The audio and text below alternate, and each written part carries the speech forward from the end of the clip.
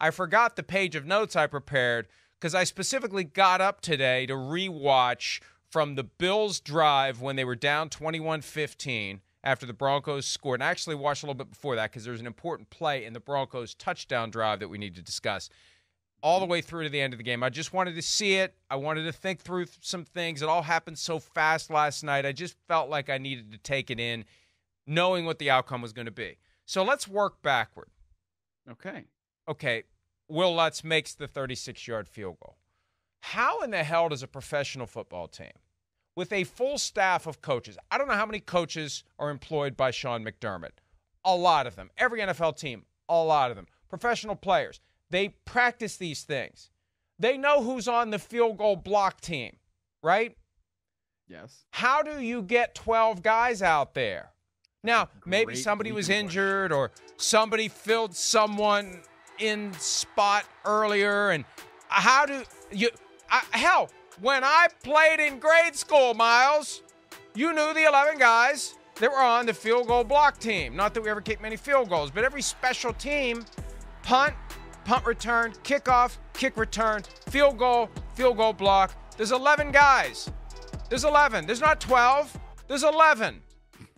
And it's the responsibility of everyone on the field, not everyone, but there's always a guy on the field who's responsible. Yeah. The sideline needs to know what's going on. And the Bills can't say it was too crazy because every official out there threw their flag. Like, I saw 3 flags on the ground. So you got officials paying attention to how many guys are out here. How in the hell did, and I don't want to blame this directly on Sean McDermott, but it's the guy McDermott has entrusted the special teams to that screwed it up. He trusted that guy to be able to count to 11 with the game and maybe season on the line. It really was, to use Sean McDermott's phrase, and we'll hear from him coming up, inexcusable. It was multiple layers and levels of inexcusable. How do you get 12 guys out there in the first place for that play when you know it's coming? This wasn't some sudden development. Oh, wait, they're going to try a field goal. They had known for 3 minutes of real time that the field goal was coming. It was just this weird chess match of how many knees are the Broncos going to take? How many timeouts are we going to take? And when are they finally going to rush the unit out here? They knew this was coming. And you know it's going to be a fire drill. See, the thing about fire drill is you don't know it's coming. This is a fire drill that everybody knew was coming. There was no reason to say, oh, we didn't expect that. You expected it. You knew about it. You had a chance to plan for it. Hey, let's be detail-oriented here. We know we're going to have our 11 guys out there to try to induce Will Lutz to miss this field goal. Let's make sure there's only 11 out there. What's one way we could screw this up? By sending 12 guys out on the field. It really, really is shameful. These are professionals. And the season may have gone like the gesture Matthew McConaughey makes. They just gone. It's gone. It's gone. Ceases to exist. Just from that. That's the difference between, for some teams, in some seasons, playoffs, no playoffs. That kind of failure to pay attention to detail in the execution and in the moment when you have a chance. When you have a chance to plan for it. They had a chance to plan for it. They knew this was coming. They knew it was coming. I can't believe it. The more I think about that aspect of it with the timeouts and that weird little dance they were doing, we know it's going to be go time here.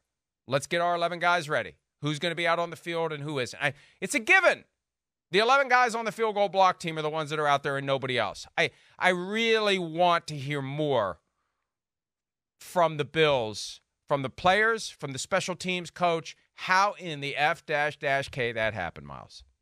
Well, the funnier part of this is that they practiced the situation during the week. And I guess from that standpoint, there's a bit of us that can absolve Sean McDermott on that because obviously they knew that that's an important situation. And they got that situation right at the end of the first half when Will Lutz and the rest of the field goal team for the Denver Broncos rushed themselves onto the field and actually had a really, really smooth operation in that emergency situation.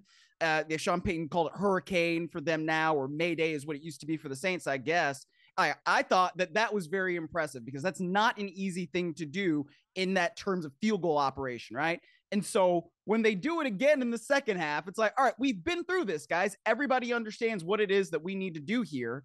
And for them to get that wrong, for the Buffalo Bills to get that wrong, like the pressure is on the Denver Broncos. They're the ones that are down by a point here. They're going to lose the game if they don't get this right. All you need to do is just be out there and possibly block this thing, right? It's just, that was unbelievable as a sequence because, like you said, it's inexcusable to not know exactly what's supposed to happen on that play. And as discussed by some of the Buffalo Bills beat writers on Twitter after the game, apparently Leonard Floyd was the player who was on the field for the 12 men that was not on the field for then what ended up being the game-winning walk-off field goal. So there you have it. No.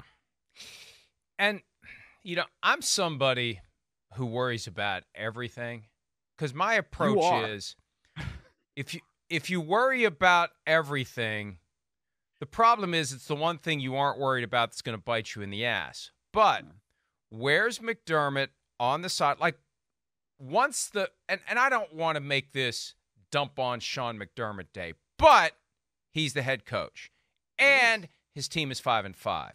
And they've had 3 straight home games that have been way too close for comfort. Win over the Giants, Sunday Night Football.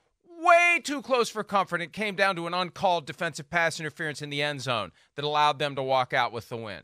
Then Thursday Night Football against the Buccaneers. Way too close for comfort. Uncalled DPI and uncalled OPI on the Hail Mary at the end of the game, but it was blatant. They bracketed Cade Otton and dragged him to the ground where he was in position to catch the frickin' pass from Baker Mayfield that landed untouched to the ground. Beautiful throw. Way too close for comfort. Giants, a team that the Bills should have beaten I'll behave for now, beaten the crap out of. Buccaneers, a team the Bills, by all rights, should have beaten the crap out of. Last night, the Broncos, a team the Bills should have beaten the crap out of. And for all that, they still got a chance to win a game they shouldn't have won. Sean McDermott's on the sideline. What's he doing? There's nothing further to do as the defensive coordinator, as the play caller, because Leslie Frazier was the scapegoat last year. What's he doing while this is all playing out? While Russell Wilson is taking a trio of knees to set up the non-drill fire drill. This is real, and it's not a surprise. You know it's coming. At some point, I know what I would have done in that moment. I'd be scared, and again, I'll behave for now, crapless over whatever could go wrong. What could go wrong? Let's see. How could we screw this up? Let's see. 12 guys on the field. I guarantee you, Miles, I'd have been going up and down that sideline saying, let's make expletive sure we only got 11 guys out there when it's time to go do this thing. Let's make damn sure we only have 11 guys. Hey, special teams coordinator, you count your guys. Hey, everybody over here, let me get the field goal unit together. Everybody over here. And I know some of the guys on defense are part of it too, but still, you got time. That's the one thing, because it was all rushed at the end. We forget the fact there was time to plan for this. We knew it was coming. It was almost getting boring. Like, when are they going to kick the damn field goal already? We know what this is coming down to. The drama's kind of like, well, all right, oh no, another knee, another timeout, do it again. It's just, this is as bad as it gets for the Bills. To lose like that in prime time. This is one of those games you just want to tuck it into the 1 o'clock window on Sunday. You don't want it to be noticed by everybody and discussed by everybody. If this had happened with all the other games that happened on Sunday, it would have been a 10-minute segment of the show. Now it's going to be, I don't know, we're probably going to talk about this game for at least an hour, if not longer. And the biggest part of it is the screw up by the coaching staff to not have 11 guys on the field. Well, what's interesting too, I mean, like you said, some of the guys that are on defense don't leave the field when you're doing this kind of fire drill thing where the other field goal unit has to come on the field and then you're trying to block it. So depending on what package was supposed to be on the field, right? So there could be a field goal block personnel that they would do, or there could be usually like a field goal safe personnel. And maybe that's where some of the confusion happened. It should not have happened, given the fact that, again, Sean McDermott said that they practiced this situation where they were in dime personnel, which is where you've got 5 defensive backs on the field, and then, 6 defensive backs on the field, and then you have to substitute that, for the field goal team, whatever it happens to be. That should not have been something that was confusing. So at some point, it did get confused. And the other part of it is, it's not like they were even trying to rush off the field. Nobody noticed it. Nobody stopped to count that there were 11 guys lined up and then another guy behind. It's the kind of stuff that great teams don't do, that really good teams don't do, that above average teams don't do. You got to be average or below in order for these kinds of things to happen that help you really, really lose games. And that's what the Buffalo Bills are right now at the end of the day. It's the latest manifestation of an organization that has quietly become dysfunctional, and no one will admit it. That's part of the dysfunction. See, you get dysfunctional, and then you spend your time circling the wagons, as Chris Berman would say about the Buffalo Bills, and fighting anyone that would suggest things aren't right, things are amiss, people may lose their jobs over this.